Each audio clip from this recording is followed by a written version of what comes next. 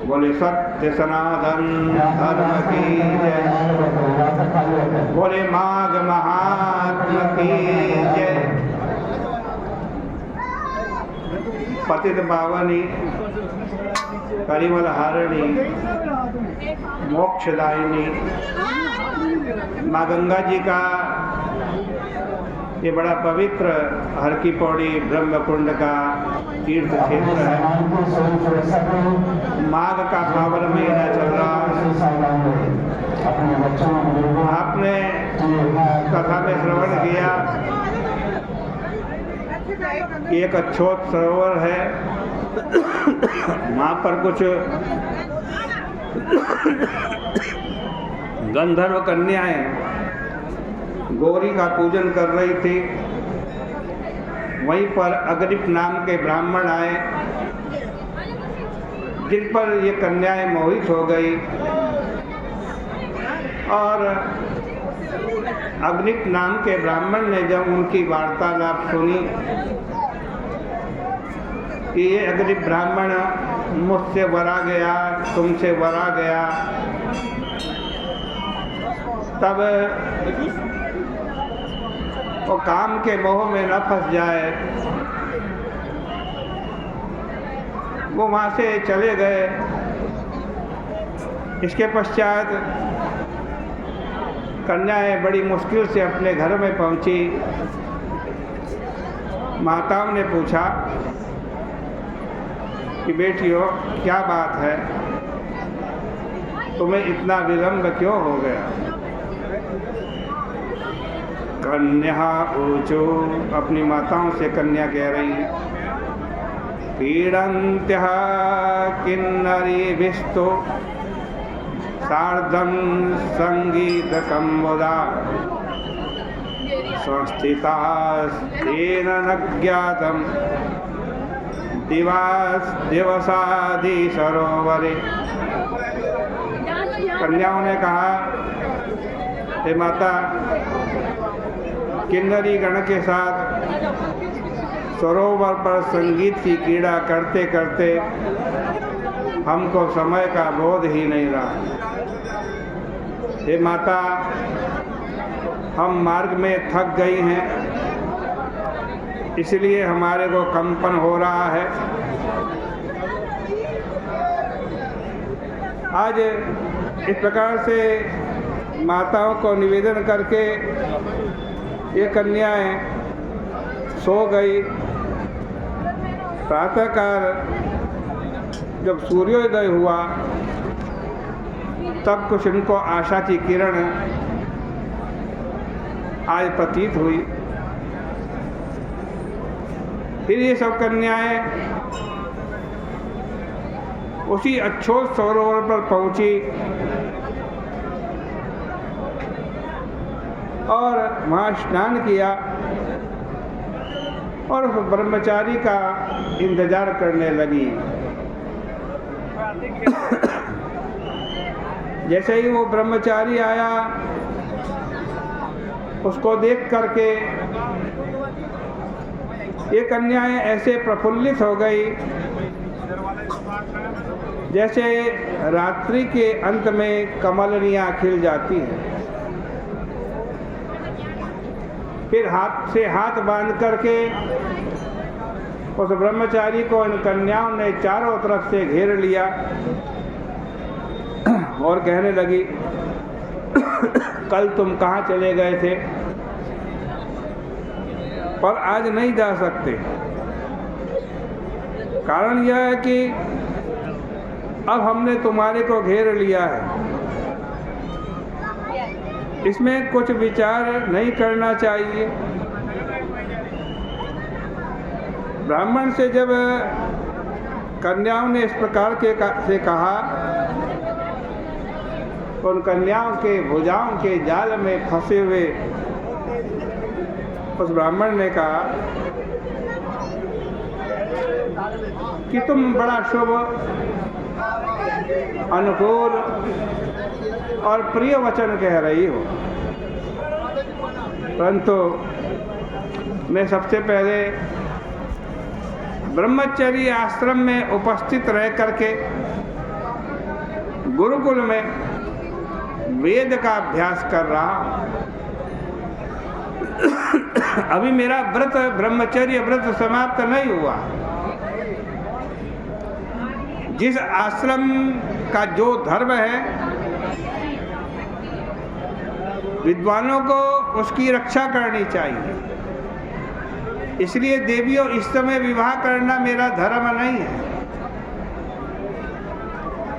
ऐसे उसके वचन सुन करके वो सब मनोहर ध्वनि से इस प्रकार कहने लगी कि जैसे वैशाख के महीने में कोयल बोलती है।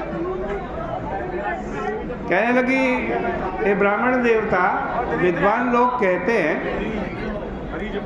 कि धर्म से अर्थ, अर्थ से काम और काम से धर्म फल का उदय होता है। ये लाखों का निश्चय। धर्म की अधिकता के कारण वही काम आज तुम्हारे सम्मुख उपस्थित हुआ है। इसलिए हमारा तिरस्कार मत करो।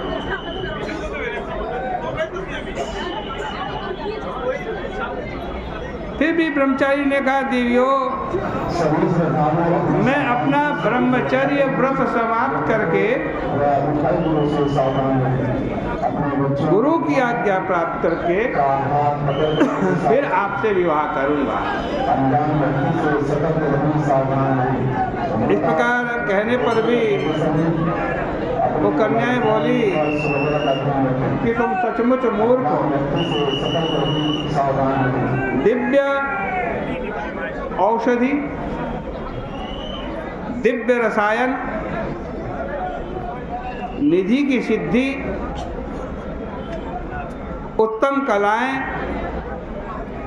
सुंदर स्त्रियां, मंत्र और धर्म की सिद्धि, ये जब प्राप्त हो तब किसी को इसका निषेध नहीं करना चाहिए, मना नहीं करना चाहिए। दैववशात यदि कार्य सिद्धि को प्राप्त होता है तो नीतिज्ञ व्यक्ति को चाहिए कि वो उसकी उपेक्षा न करे। आज कहते इस प्रकार कहती भी उन कन्याओं ने इस अग्निप नाम के ब्राह्मण को चारों तरफ से घेर लिया। आज कहते हैं कोई, किसी ने उनकी भुजा पकड़ ली, किसी ने उनके हाथ, आज कहते हैं जंघाएं पकड़ ली, कोई कन्या आलिंगन करने लगी, कोई चुंबन करने लगी। ये सब करने पर भी उस अग्निप नाम के ब्राह्मण के अंदर कोई विकार उत्पन्न नहीं हुआ। लेकिन प्रलय काल की अग्नि के समान उस ब्रह्मचारी ने क्रोध से मूर्छित होकर के उनको शाप दे दिया। अरे तुम पिशाचनियों की तरह मुझे चिपट रही हो, जाओ तुम पिशाचनी बन जाओ। इस प्रकार उनके शाप से शापित होकर के वे स्त्रियाँ उसका परित्याग करके उसके आगे खड़ी हो गई और कहने लगी कि हम निरपराधिनियों के प्रति तुमने ये शाप दिया है, ऐसा भयंकर शाप दिया। हम तो तुम्हारा प्रिय करने वाली थी, प्रिय वचन बोलने वाली थी। अरे ब्राह्मण, तुम्हारे सर्व ज्ञान को धिक्कार है।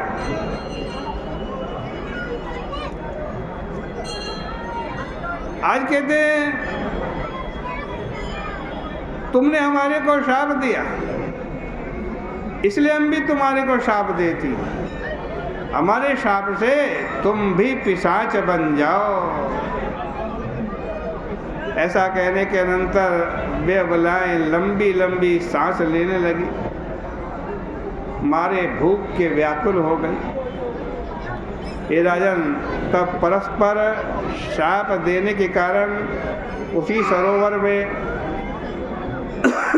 वे स्त्रियां और वह ब्रह्मचारी पिशाचनी और पिशाच हो गए। पिशाच और पिशाचनियां पूर्व कर्म के दारुण कर्म को रुदन कर करके दिन व्यतीत करने लगी। आज कहते हैं उनको बड़ा दुख हुआ। इसके अनंतर वे पिशाच दुखित होकर के भोजन के लिए सरोवर के तट पर इधर उधर भटकने लगे।